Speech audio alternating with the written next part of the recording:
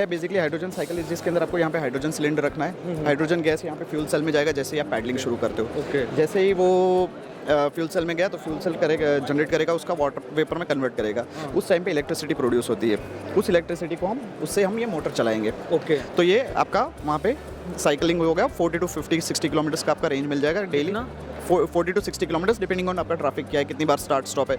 जैसे ही आप 2 पेडल मारते हो उसके बाद ये फ्री व्हीलिंग पे हो जाता है। आपको सिर्फ उसको फीड देना है कि हॉल सेंसर से कि तो साइकिल चल रहा है। एक अभी मैंने लेटेस्ट देखा था कि एक बाइक किसी ने बनाया था, उसमें हाइड्रोजन सिलेंडर था और वो फिर उन बैटरी को चार्ज कर रहा है और फिर उससे चल रहा है। तो सिमिलर कॉन्सेप्ट है या अलग है? ये अलग है क्योंकि इसमें कहीं पे हमने बैटरी यूज़ ही नहीं की है। अच्छा, बैटरी आपने यूज ही नहीं की, डायरेक्ट उसको जो चल रहा है वो सीधा उससे ही चल रहा है। Okay. Every time you convert energy and store energy you will have losses.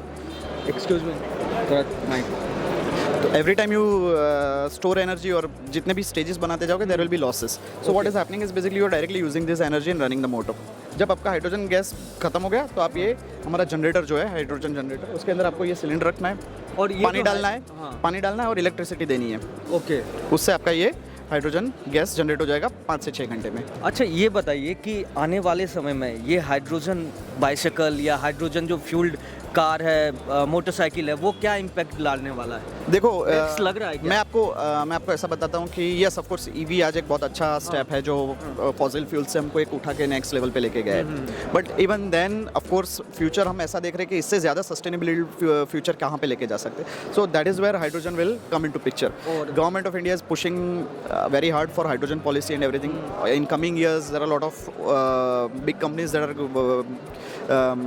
doing lot of work on hydrogen. तो ये इकोसिस्टम जब जनरेट होगा दैट पॉइंट ऑफ टाइम आपको ये मिलेगा कि हाइड्रोजन गैस अवेलेबल है, हाइड्रोजन व्हीकल्स अवेलेबल होंगे और ये ट्रू ग्रीन एनर्जी होगा। मैं आपको एक